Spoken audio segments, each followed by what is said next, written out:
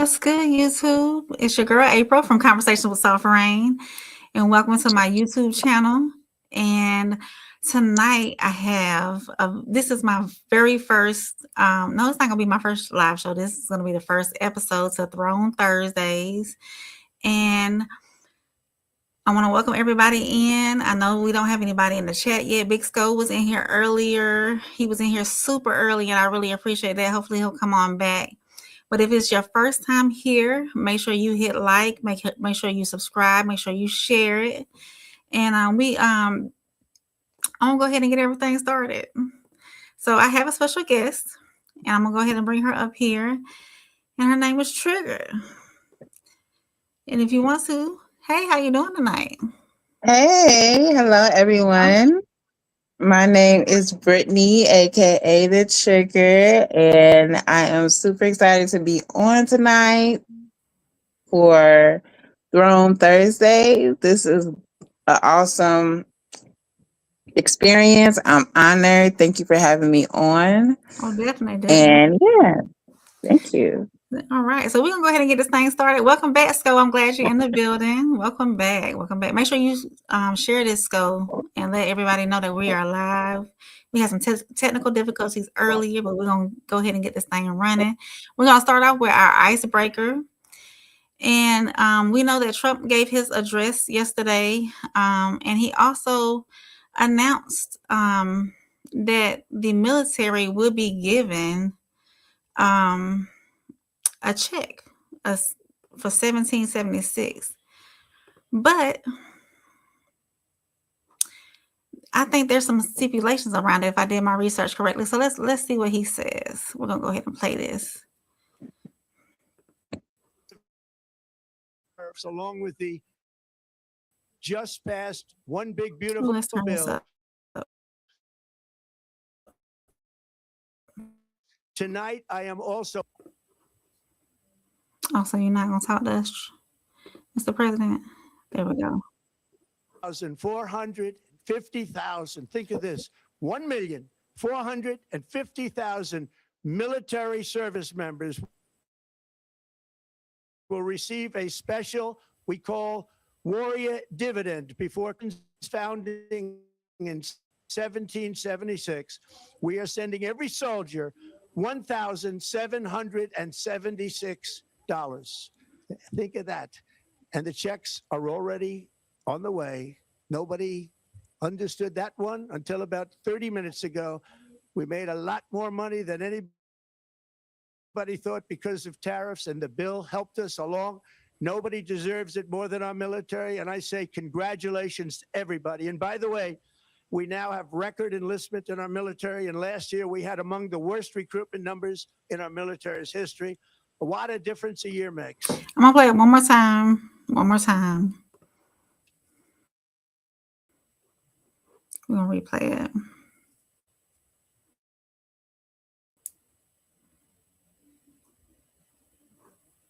And of course. Oh, well, it doesn't want me to play it one more time. So as you heard, the Secretary of War has directed that department to pay eligible service members in grades Officer 6 and below a lump sum non-taxable housing supplement of $1,776.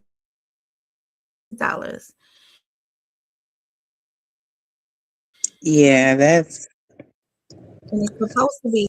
Why is it doing it? There we go. There we go.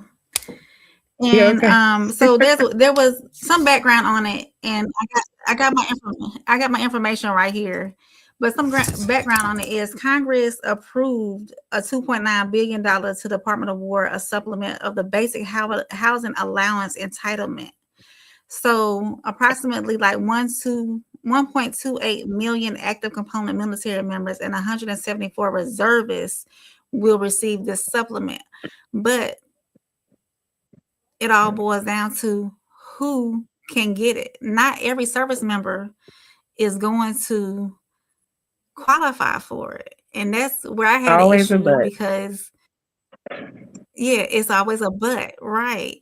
And so it would have been different if it was projected that way when he spoke about it. To me, when I first heard it, just listening to the address, it was like, oh, all service members are going to get this.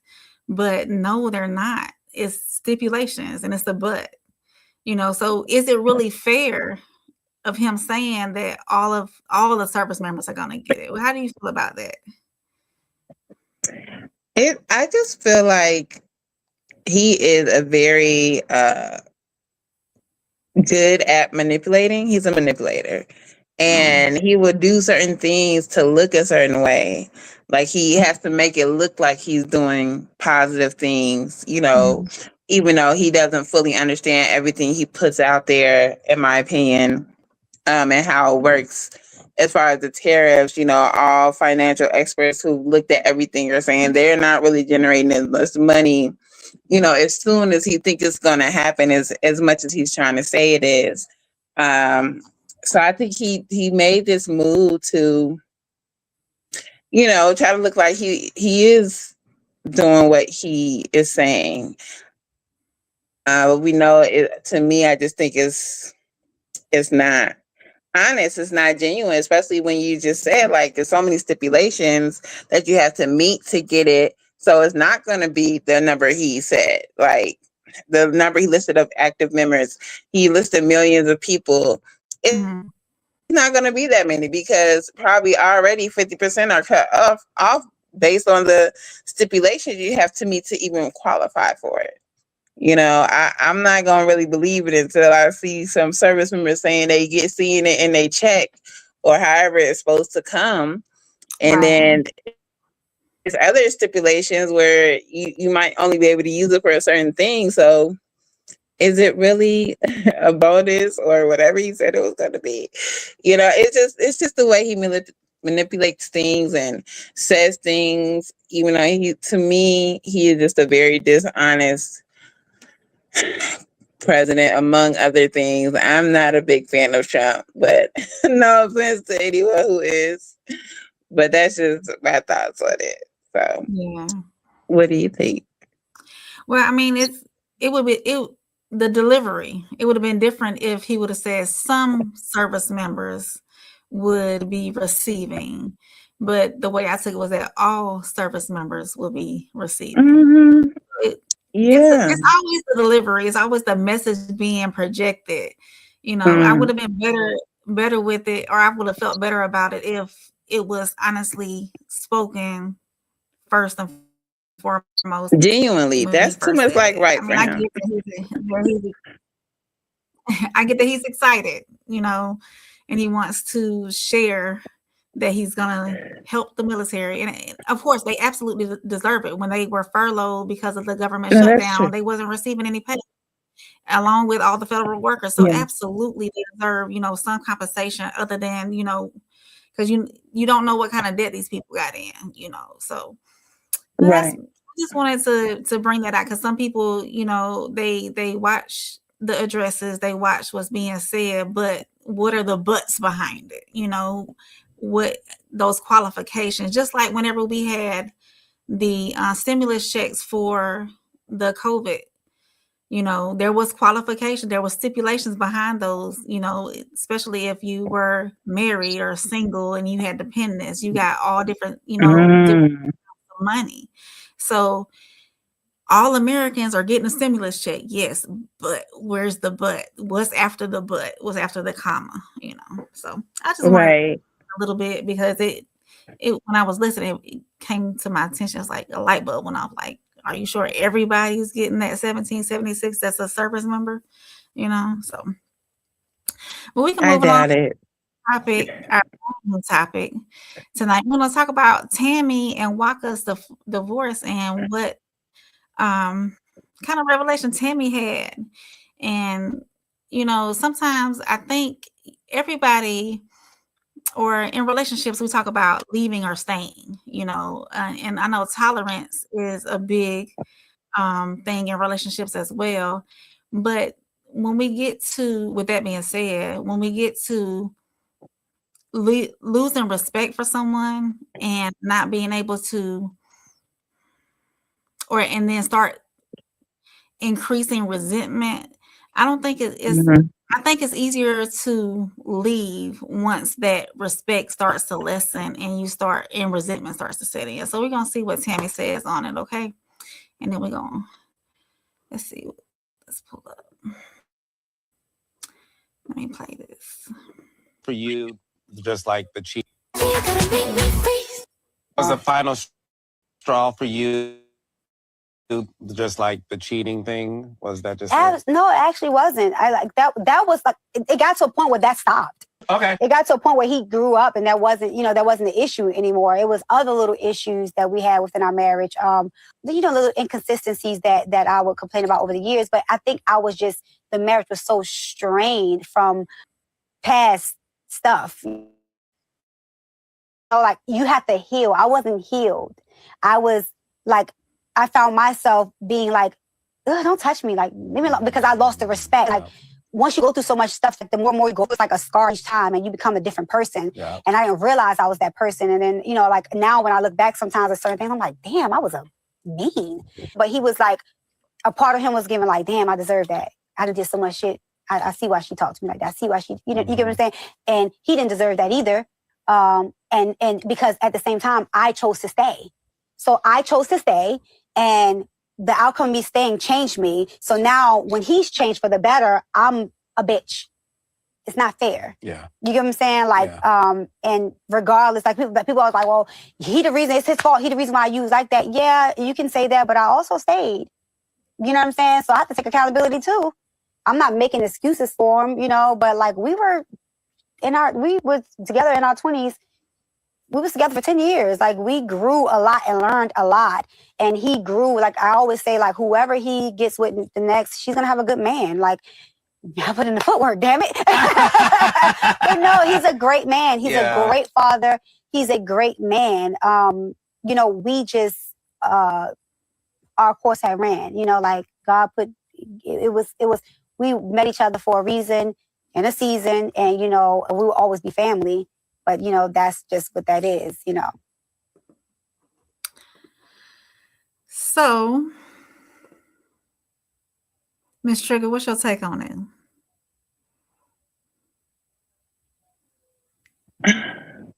Oh, sorry, I was muted. I muted myself. I have a lot of thoughts on situations like this. So I didn't do a brief intro, but I will now, just a second before I start talking about that. Like I do talk about relationships a lot. I'm a writer, and I frequent different panels and different social media platforms talking about relationships, and actually tending to focus on like the male dynamic, and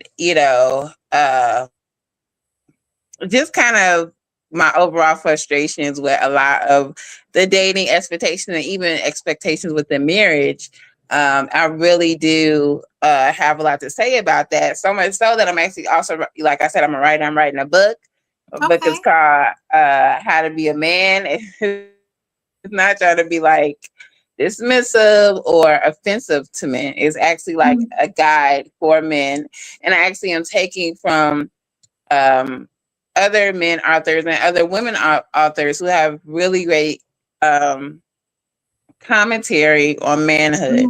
So I'm putting it all together, and a lot of what I talk about centers around relationships and relationship dynamics, and how people, do feel really lost out here as far as the dating world goes, and even into marriage. It bleeds over into like toxic marriages, and that's why so many people are leaving these marriages. So this very much aligns with a lot of the talking points that I have concerning helping men to relate to women better, to be better boyfriends and husbands, and just the whole ideology that's set up around men and women roles and what is expected of a man, what is expected of a woman. Is so much, in that and that needs to be unpacked. and really understood for us to move forward better. But yeah, I heard what she was saying. This young lady, and absolutely, it seems like she was just at her breaking point. At some point, you are just not going to sit there and take. And even if, like she was saying, he did all this crazy stuff in the beginning, and now he's trying to do better, right? But you still holding on to resentment because it hurts. It hurts when you lose trust in a relationship. And I think a lot of men don't understand how much it hurts and how much healing has to happen behind a person who decides to stay with someone who's cheating on them. I mean, like, men really hold respect and loyalty so high. And so they feel fully betrayed if their woman, were to cheat on Oh, them. absolutely. They Absolutely. feel like their world is destroyed, right? And so I just don't Yeah. understand, why can't you apply that to her? She is just as valuable. She is just, as worthy of loyalty as you are. And so if you stepped out on her just because you're a man, and to add a layer with Waka, you're a famous man, you feel like you get this pass to be out and just, oh, this is what guys do. And no, it's not that simple. You have destroyed the trust of your relationship. You have Oh, yeah. broken it.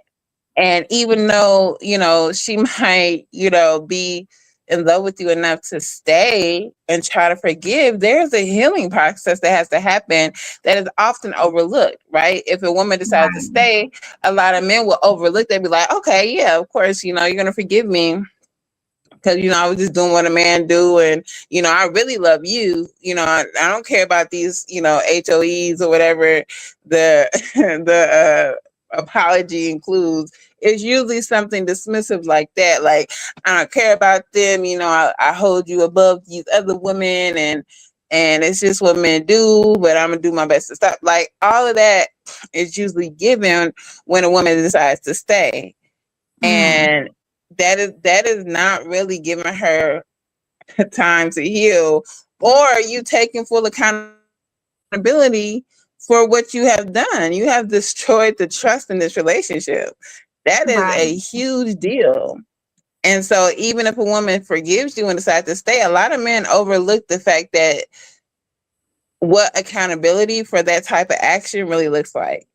And with that leaves a woman feeling bitter. It's going to increase resentment. It's going to build up. Even if you as the man are doing better, and okay, now I'll cut off all these girls, and I'm really just focused on you still haven't given her the accountability that how it should look to help her heal. And because of that, she's still growing this resentment, and that's going to spill over one of these days. And so that's either going to look like her being dishonest and cheating back without telling you, or Right. that's going to look like her leaving after just being like, I can't do it. You know what I'm saying? Yeah. You're trying to reap all the rewards as if you've done this big thing, and I'm still over here broken because you broke my heart, and it's like you don't really care that you did that. Right. And so I get it. I get it 100%. And I think if men were just more cognizant to understand that it takes more than that when you've done this, it's a huge deal. Just like you think it would be a huge deal she did to you should understand how huge a deal it is that you did it to her. And I think that's where the disconnect comes in. It's just not understanding that taking accountability in the right way for cheating, as a man. So I think Yeah. that's where he went wrong, and why she felt like that, and why it kept building, and why she's like, I'm done. And I just think it's logical and it's understandable. So For someone to leave that's not in that way yeah. instead of resenting. I think she saw herself starting that resentment started to set in because it's like, oh, don't touch me. It's like, Hmm. don't touch me anymore.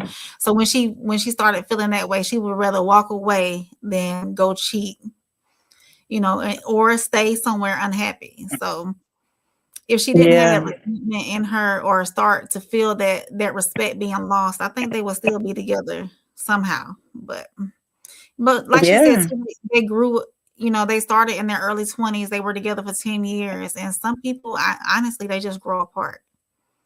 They do. They just grow Yeah, apart. Yeah. hmm So I do have a couple absolutely. comments. We want to welcome Miles. Thank you for watching, Miles. Thank you for coming and watching. And Passport Skull said, "What's the word, bro?"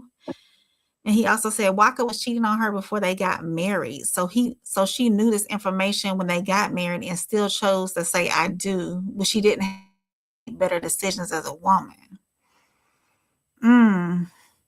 So she Mm. chose to marry him in light of the infidelity too. So how do you feel about that? I still feel the same. It's just like if you're marrying somebody, usually you're saying that I'm committing to you. So maybe Mhm. okay, you're this big time guy. You're just you're Waka. You're known. You're famous. You're always on a road, possibly. Most likely, doing your music, and I'm your girlfriend. And so okay, maybe in that respect, cheating is a little bit more like I really don't want to know about it, but it's what you do. Mhm. But when you decide to marry me, I'm thinking that okay, you know that I've been here in your corner, and now you're committing to me. Um, so yeah, I think an expectation is that you're gonna stop doing this because we're in a different level now, and you Right. still didn't stop. And yes, there's a level of accountability. You know the type of lifestyle he lives, you know what I'm saying? And I just don't think since she's saying she built resentment from that she Mhm. went into the marriage thinking like, oh, that's just what he does. I really think she went into the marriage. I think he was telling her that he was going to be committed to her in Oh marriage. yeah, definitely. Or I don't And even think she would agree you're not going to be to like, marry. oh yeah, I accept you marrying and I'm accept you cheating too. Like that's not what it was. So if he gave her the go ahead or the green light that okay, I'm committing to you, and then Mhm. he still was cheating, that's still on him. Right. That is still on him for not being honest. And I also will say that like let's say like in a perfect world, he was like, this is just my lifestyle right now. Let me get it out of my system, but I still want to marry you. And she agreed. Um, Mhm. even in that, you know what I'm saying? Like people try to give people grace. And commitment is commitment at the end of the day. Loyalty is loyalty. You don't want her going around having sex with other men. Right. And I mean, what do you expect? You out here with other women, you could be bringing me back an STD or anything.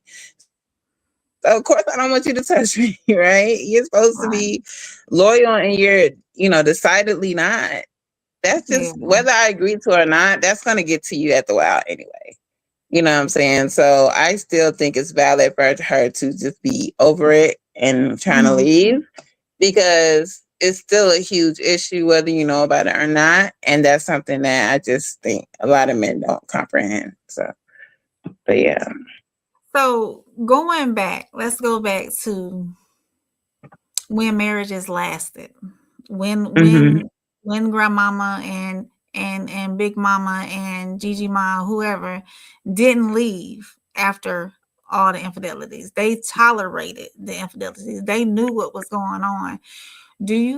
What do you think has changed generational wise to where women feel like, or it's easier for them to leave? I think nowadays, or I feel as though nowadays, women are quicker to leave than stay and be tolerable or tolerate what's going on. Hmm.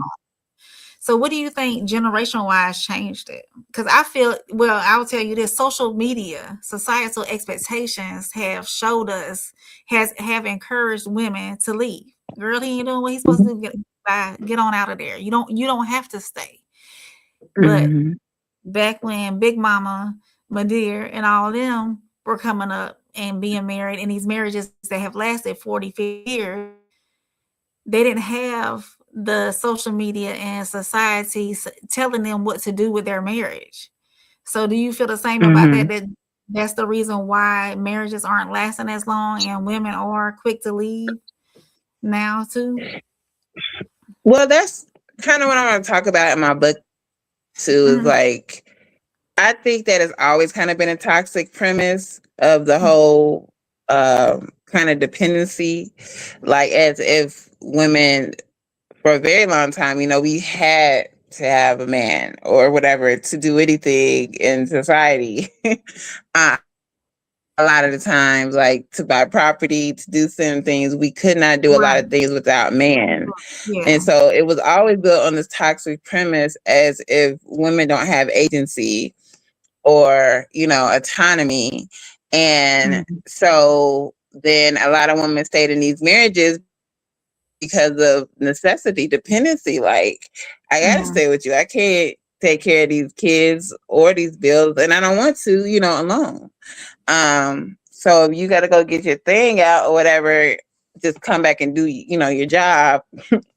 And then also just comfortability and just like you get comfortable as long as, you're not bringing it to the house and everything else is, I guess, moderately okay, then Mhm. people were just able to kind of settle and keep it together and just do what they do. Um, but I do think that, yes, more women are feeling more empowered to leave. I think Mhm. because we're able to get the same jobs a lot of the times and take care of ourselves and be self-sufficient. The whole saying is cliche, but I could do bad all by myself, right? Like, Right. if you're not going to help me, like, I Mhm. am going to leave. I don't have to stay here because I can take care of myself. I think that's Right. been the biggest thing for women who stay in toxic relationships or just relationships where they're unhappy. It's just they don't leave because they don't have the means to take care of themselves. And that's sad. It's Yeah. sad because you're literally with a person just because you have to be there, right? You're only with the person because this is how I feed myself and my kids. Mhm. As a man, you shouldn't want a woman to be with you just because she has to, right? You Right. should, you shouldn't want a woman to just be with you because you supply everything. And then, like, out there, if she's out there by herself, she ain't gonna be able to make it on her own. Mhm. Like that's such a regressive mindset to have around why you want your woman to be with you. You should want your woman to be with you because she wants to be there. And so I just think more women are just more cognizant of their value, cognizant of being alone is better than being with somebody who makes you feel like crap, Mhm. and so it's more of that. It's more empowerment. And I think a lot of men look at that as a bad thing, but it's actually a beautiful thing that women have, you know, gotten this confidence. Like, I don't need to stay with you for dependency. If you're treating me badly, I can leave. And then I think men will turn that into, women don't want us no more or they don't need us no Mhm. more. So, they just want to be by themselves. No, we want to be treated with respect, just like you do. And until you learn that, we'll be chilling by ourselves. We'll be cool by ourselves as long as we need to be. But we're not going to stay somewhere where we're not fully respected. Just like you demand respect, women demand respect as well. I think that's the bottom line of it. We're just not going to take anything, and it's a growing number of women who's like, we're not going to sit there and stay there and take anything. And so I think that's a great thing. I think that's a beautiful thing that needed to happen because we do deserve that respect, to be respected and not have to just, take whatever the man gives us because we can't pay the rent. That's like a horrible situation to be in. So, So ultimately, I understand, but ultimately, it's more than just um, respect, right? I mean, and I know independence comes along with a woman being able to take care of herself and being able to make her own decisions and whatnot. But where we lose sight of that though is, do we really want to be out here without provision? Do we really want to be out here without protection? I desire to have a man mm, in my life. You know what I'm saying? Independency is okay, but I desire to have provision and protection from a man, you know, but being respected though while providing those provisions and protection.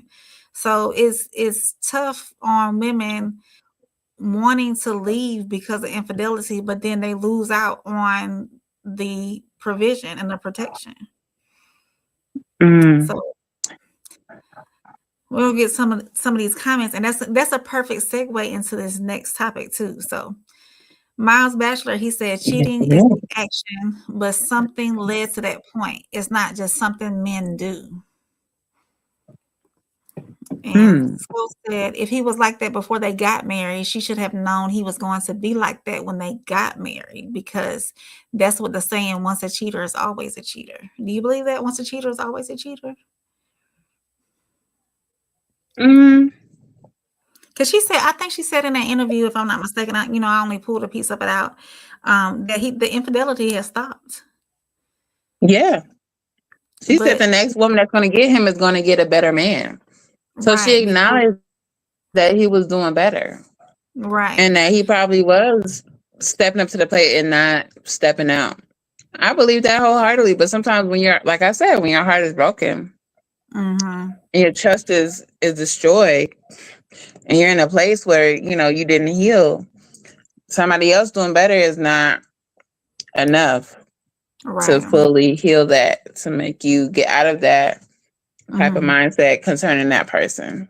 Right. So mindset could have been a valley in a relationship or something else. And that's true. What do you mean, a valley? A valley. I guess they were going. Miles, can you elaborate on the valley in the relationship? Oh, like a low point. A low point, yeah. That they went through. And maybe they were going through another valley when she just decided that she didn't want to come up the hill anymore. Maybe. I don't know. That's true. Yeah, Sko said that's why you keep your relationship off of social media. Believe half of what you see.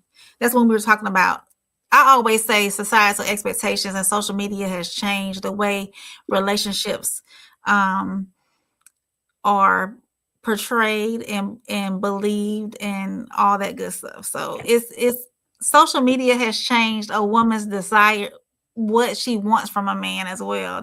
I believe that. So. But you said social media has changed what a woman wants from a man? Absolutely.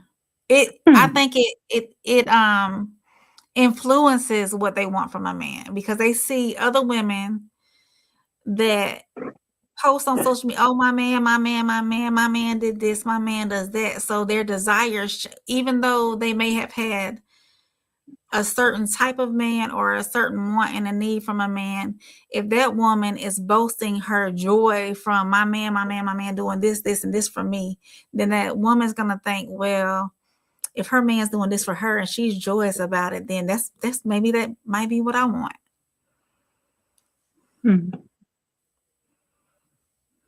So, and then Miles said correct, rough patch. So that's what the valley was, a rough patch. So this, when we were talking about protection and provision and everything, that's what's gonna come up with this next topic. Let me pull that up so we can watch the video on that. Share this tab, and we're gonna add it. And this is coming from 8 at the table. So let me. Why is it doing that? StreamYard, y'all bear with me. StreamYard is acting funny. So hang on 1 second. We're gonna see if I can do it here. We're gonna stop that. So y'all bear with me 1 second. I'll do this. You've been doing really great, by the way. Thank you, ma'am. Thank you. Okay, here we go. Let's see. That's not that one. It's this one. Nope, it's not that one. It's this one.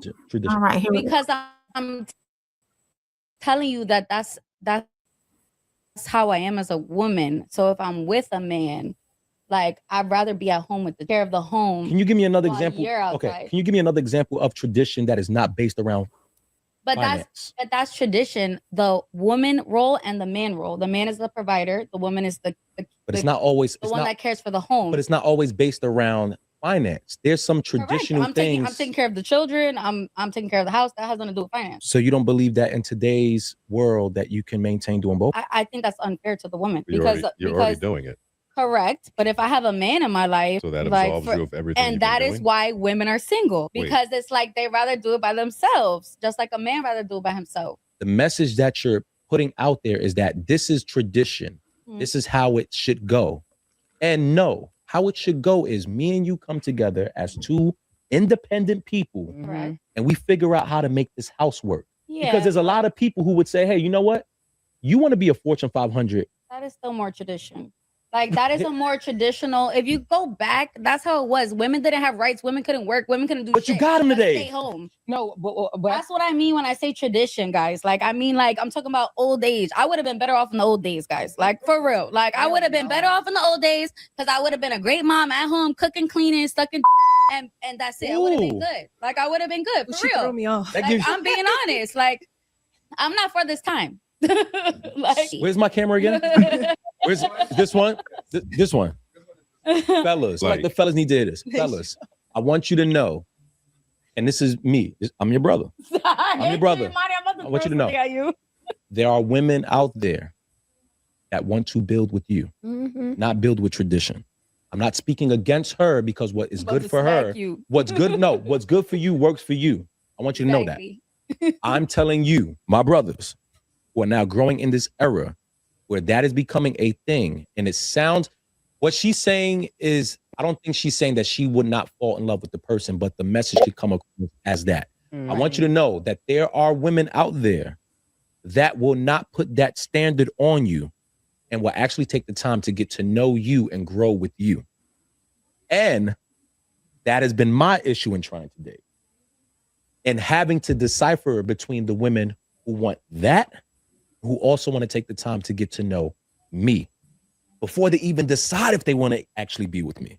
Hey guys, if you enjoyed that clip. So what's your thoughts on that? So, I have a lot of thoughts on that. So yes, that is what our society is kind of structured as, right?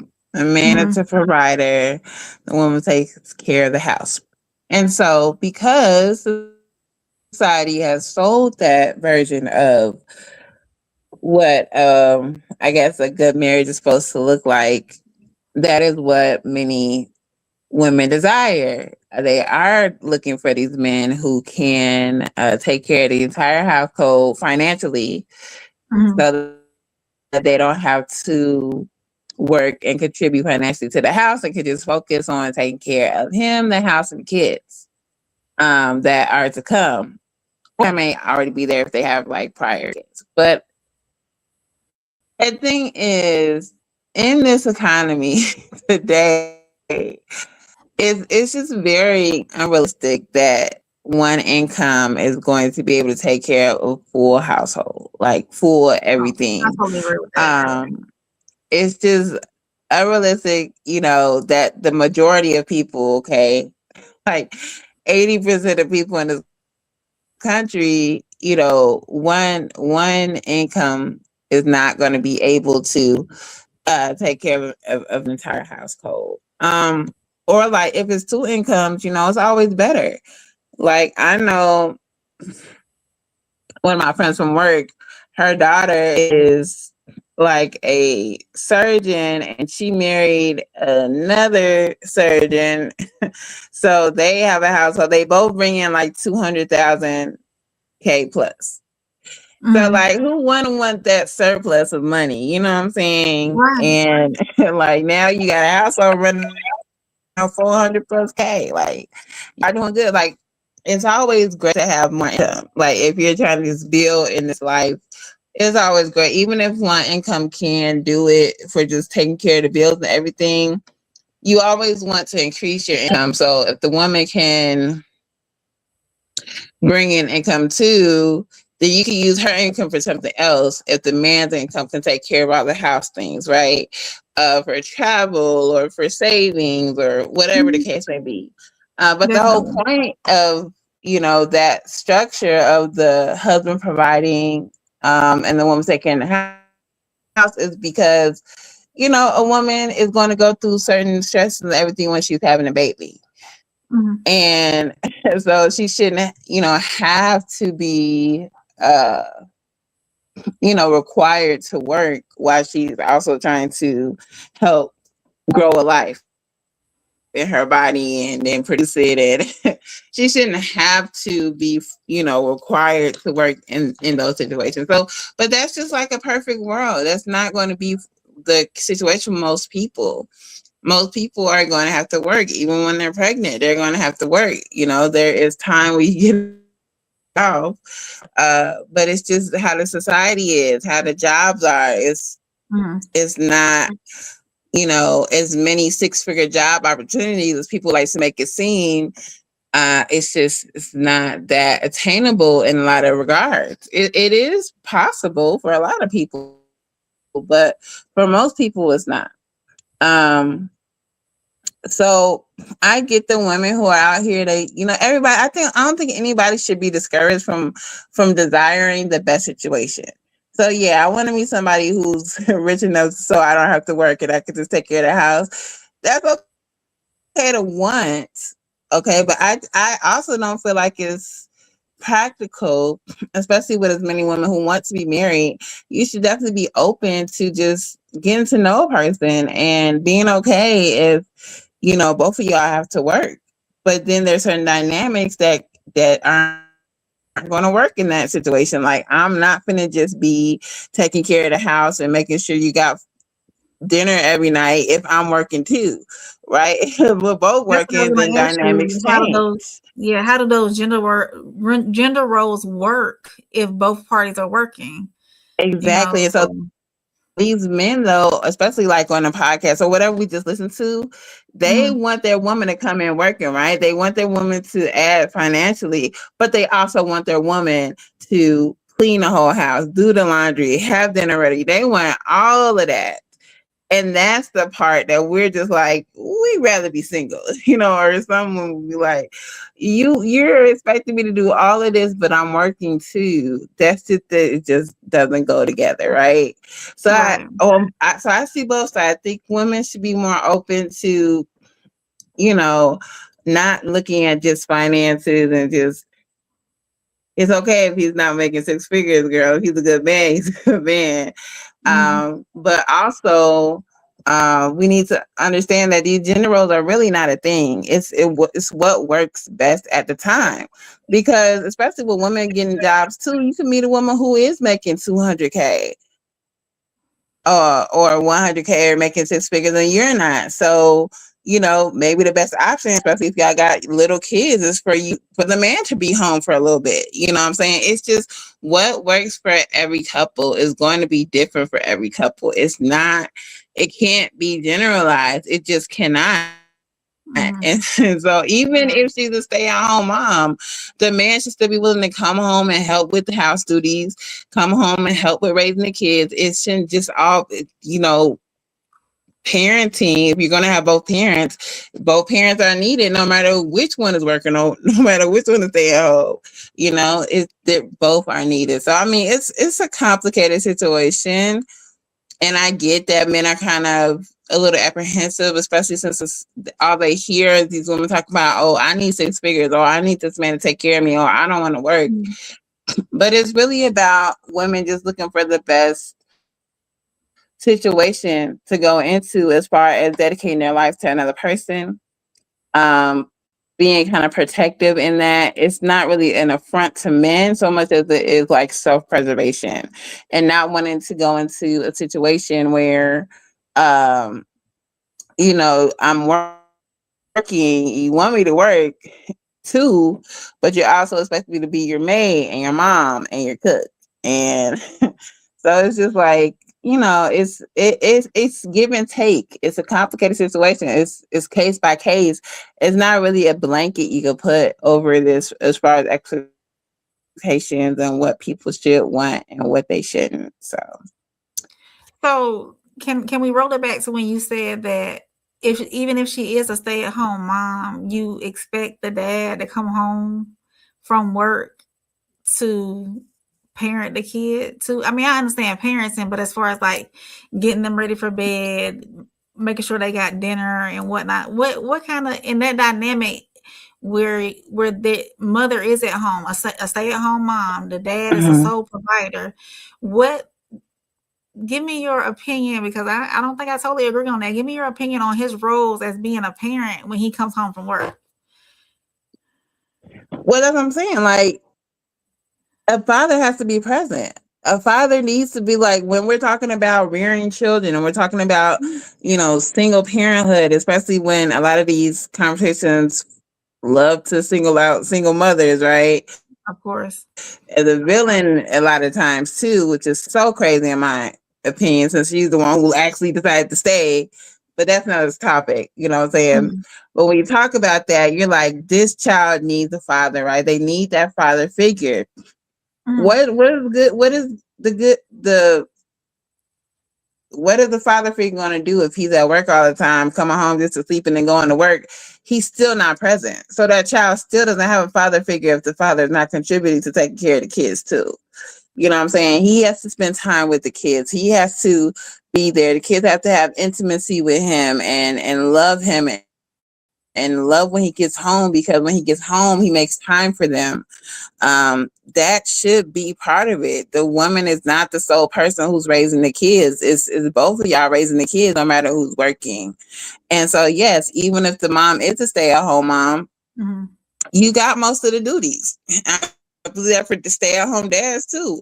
You make sure the house is clean, make sure things are running, and usually you're probably going to be the one paying the bills, with the money, that's come from the bed or whatever. Just make sure that the house is running good and making sure that kids have what they need. But it's a full-time job and it's exhausting. And so, yeah, she's going to need a break too when she gets home. When you get home, she's not just going to be ready for you, to feed you and then have sex with you when she literally been, overly taking care of the kids and exhausted. She's not always going to just want to be ready for that. But if you make an effort to help her with the housely duties, you make an effort to help her with the kids, like, hey, baby, I know you've been with the kids all day. Let me take them, go take a nap, go take care of yourself. That is going to make her want to serve you more and want to be a better wife to you and help and do, what she needs to do to take care of you. You have to take care of her too. Even if you take care of the bills, you still got to take care of her at home as well. So I'm not saying a woman just not going to do anything. She's her main job is the house and the kids, but you have to help with that, even if you're the sole provider.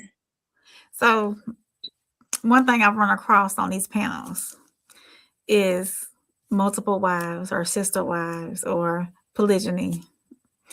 And what you just said about her being exhausting or exhausted and her not being able to be there for her man because she is that stay-at-home mom and she's been with the kids all day long.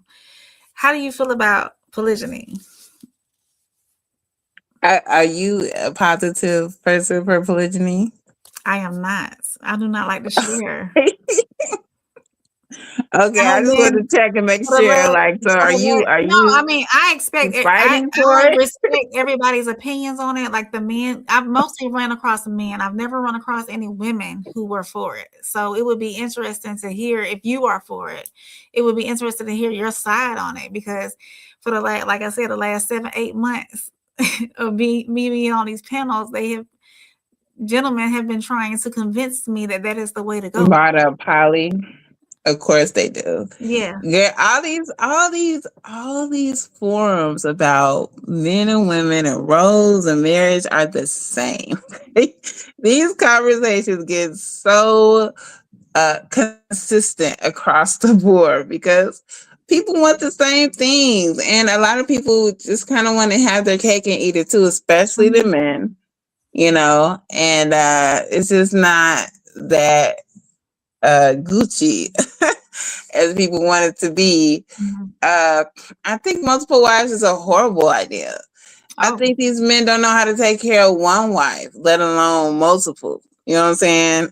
Like, if you really want to be there for your, partner, for your spouse, there's so much that goes into that. Even if you're the sole provider and she's taking care of the house and she's doing a good job and you're doing a good job providing, as the man, you still have to be there emotionally for this woman. You still have to be there. There's still a reciprocation of, I need to take care of you emotionally. And that has to be reciprocated on both ends, especially it needs to come from the man in some level. At least he needs to be trying to connect with her and care about her emotional well-being, right? And that takes time, it takes effort, it takes intimacy, it takes, making sure the relationship is still, fun and active, and y'all possibly try to go out at least once a month or something. And you know what I'm saying? That takes time, and all that time, can you imagine having to do that for two women? like it's just not, it's men trying to have their cake and eat it too. Men trying to increase the pot, like, oh, well, more women will bring more finances so we can do more things. Cut the crap. You just want another woman to bed. You just want all the perks that you think come with this, but you're not thinking of all the, if you really want two women or more, the really righteous thing to do in having multiple wives is to have each one with their own home. So that's just more of a financial burden on you if you have multiple wives, because you're really supposed to be able to provide a whole house for each one.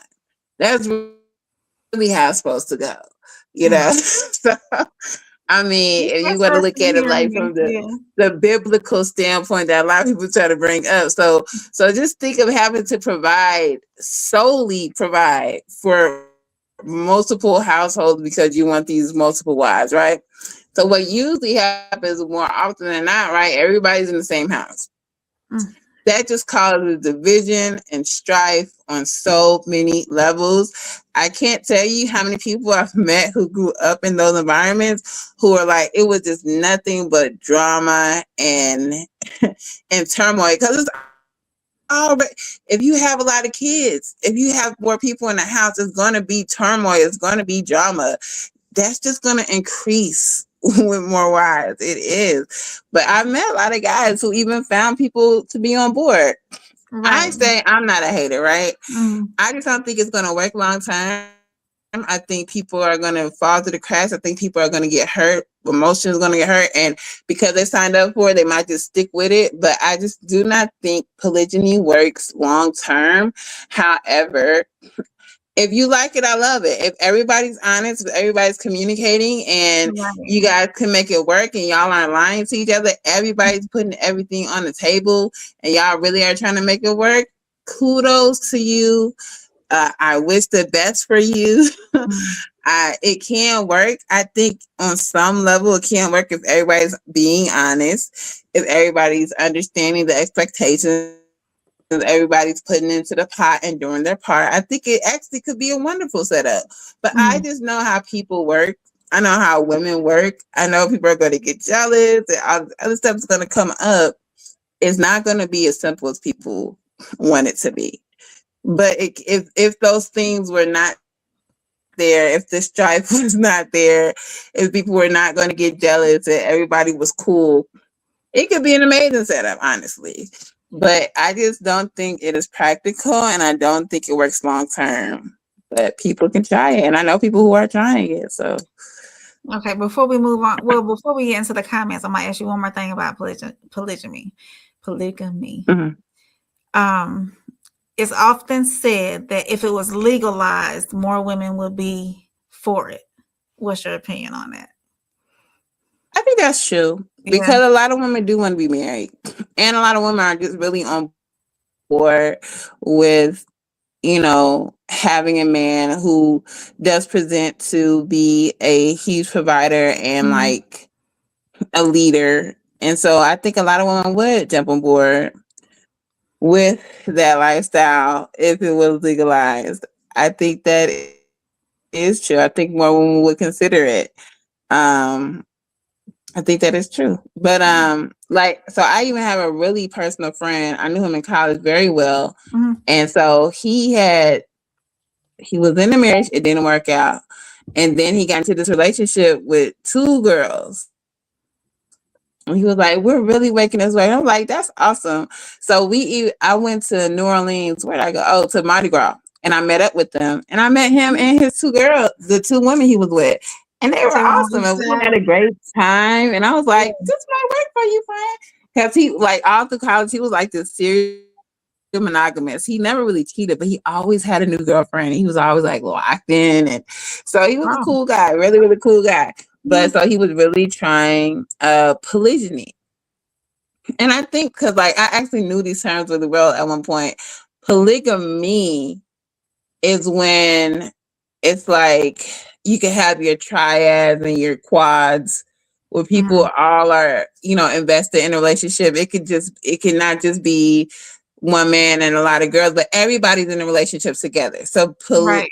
polygamy Polygyny is when everybody is together. So like no matter if it's 2 girls and 1 guy or 2 girls and 2 guys, everybody's in a relationship with each other. Like everybody's swapping spit and stuff. Right. Polygamy is when it's just the one man with his multiple wives and none of the wives mingle with each other or anything. It's just they're all in connection to just him. So it's Right. like 2 different things. Polygamy is that. Polygyny is when everybody's in a relationship, like the girls with the girls, the guys with the girls, or the guys, whatever. so it's so many different setups with that. And like I said, I think some people make it work for a while, but I just don't think it's practical in any situation long term. But yeah, I think more people would be open to it if they made it legal. Absolutely. Okay. I'm going to read some of these comments from Miles. He said, "These new adults want the money without working for it. Is that accurate or no?" Are you referring to women wanting providers instead of not necessarily going 50-50, but He said these new adults want the money without working working for for it. That's true. People want the big checks. They don't want to do the work. That's so true. it. Yeah, some women they're serial. I call them serial searchers. They're always searching for the next best thing or the next man that has the most money. Yeah, that is a thing too. Yeah. Sco said, "I don't care how much she is making. I still want my woman to come home and cook, even with me knowing how to cook. It's nothing like a woman's touch in the kitchen." I hear you, Sco. I think that's possible. Just Yeah. she ain't gonna be doing the cooking every day. Okay, you No, gonna have to cook some days. you have to be a general manager. You have to learn how to, know how to run your household, know how to run your menu. If you put a crock pot dinner on for 2 days, y'all eat on that for 2 days, and then another dinner on Wednesday for the Facts, next 2 days. practicality, Yep. absolutely. So, Miles said, what did he say? There we go. Miles said, "Absent father narrative isn't entirely true, at least in my peer group." So he went back to talking about when you were saying absent fathers being in the house, the main provider being in the house, coming in and working, and that be it. So I mean, I don't know what you mean if it's not true. If the father is not interacting with the kids, they aren't having a fatherly presence to raise them. That's not really something that you could really gauge though until they get older, right? And they're just gonna be like, well, yeah, I knew my dad was around, but I didn't really know him. I wasn't connected to him. And I mean, there's other way around it. You don't have to. Maybe if you're too tired on the day you get home, you should be off on weekends, at least one weekend out of the month or something. So maybe those weekends you spend time with them. But kids need to spend time with their father too. That needs to be raised by their father too. Or you come up with that whole situation where these women are like, "I'm married, but I'm a single mother," because they're doing literally everything.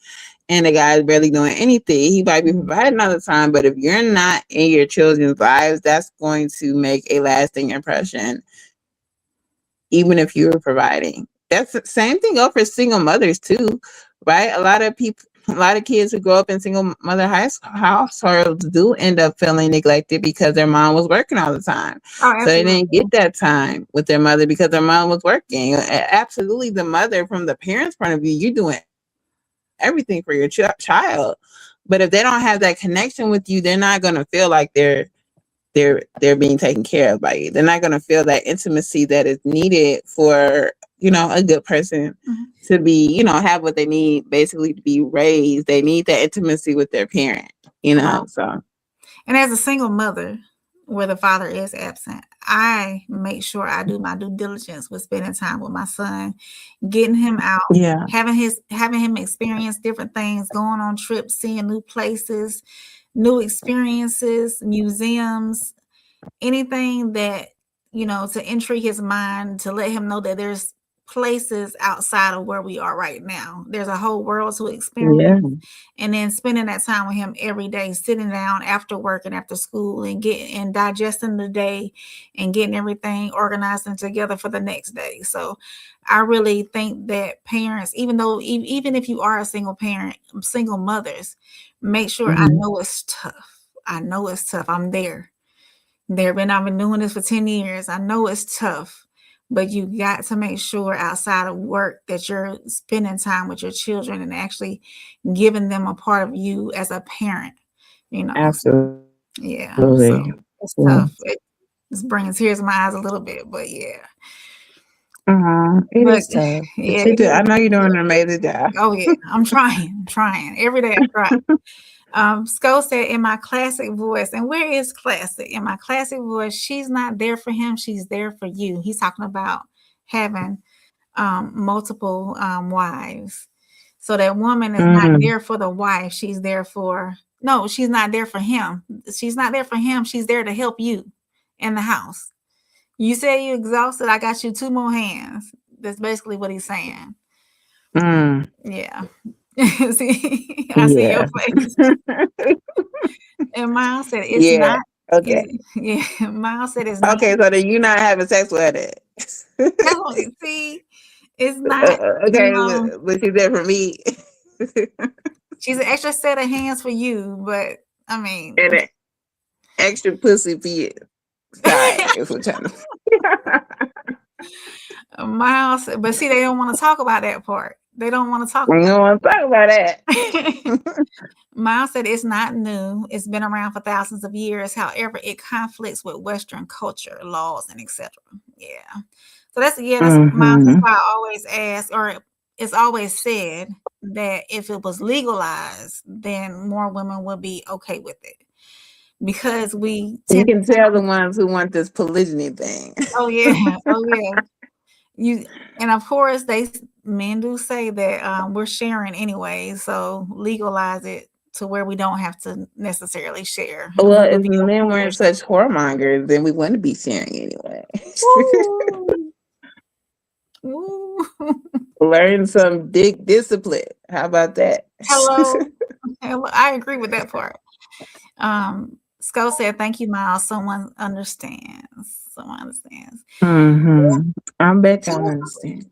So you was telling us about your book. When do you plan on having it finished and published and put out? So my book has been taking a long time, honestly. Yeah. But I have a goal of finishing it by March of next year. Okay. So that is my date. I have it released. I'm gonna at least get it done. Actually, hopefully by end of January, February. So then I can work on a release, promoting it, getting it edited, and I'm already working on a book. What do you call agent? I have a book agent. So I'm trying to do a lot of different things. A publishing agent. Yeah. And I'm trying to get my book published. I really want to do it big if I can. That's why I'm trying to work with the agents to see if they can get me into one of the bigger publishing companies, because I really think this book is going to be very helpful to, like, hopefully, hundreds of thousands of people, like, should it be that famous. And so yeah, I'm really hopeful about that. I'm gonna see how things go with the book agent, and yeah, but be looking for my book around March and hopefully sooner. But I'm giving myself I'm trying to write in my book every day, because I wasn't writing in it for a long time. But I've been coming out of my ideas this whole time. It's been like about 2 years so far, but I really do want to finish it in the next like 3 months. So. Okay, so we wish you the best of luck on that. And of course, I want to invite you back because, like I said, this is a new show. This was my very first episode. So if you're willing and whenever, thank you. If you're willing and whenever you're available, I would love to have you back. I will make sure we stay in contact. And while I have you here, and everybody, Miles said congrats on the book. Thank you so much. And so you make sure you keep us informed of when your book does come out so we can support. And we always support. We always anybody around us that has things going on, we make sure we buy and support. So that's one thing. We're just a big family here. We do have a live show in Darien, Illinois on February 13th. We're doing a live Valentine's panel. It's called Singles and Soulmates. Yes, you should come out. I don't know where you're located, but you should come out. We have tickets on sale now, and they're on sale for a discounted price. It's going to be February 13th at 7 o'clock at the Q Bar in Darien, Illinois. It's a Chicago suburb.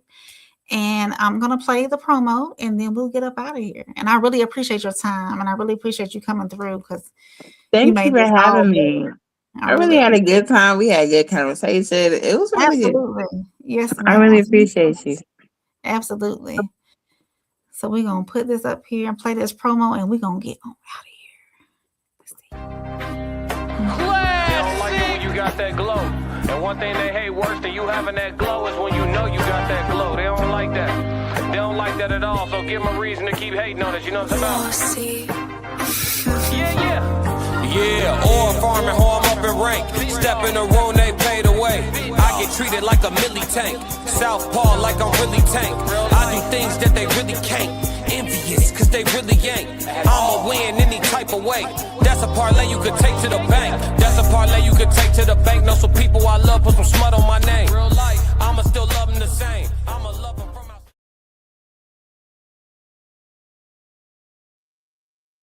All right. So that's our promo. We're going, like I said, February 13th. It's going to be a live panel. We got a performance by B Class. He's going to do a performance, and tickets are on sale now. The link is in our bio. Well, no, the link is in the description to this video to the tickets. We also have merch. That's up. We have a site with our merch that's in there, and the link is in the bio for that. And I want to thank everybody who came through, who watched tonight, and who participated in the chat. Passport Skull, we appreciate you. And Miles, of course, we always appreciate you coming through. And we will catch y'all next time. I appreciate you coming. I can't wait to do this again. Thank you so much. Thank you, guys. See y'all later.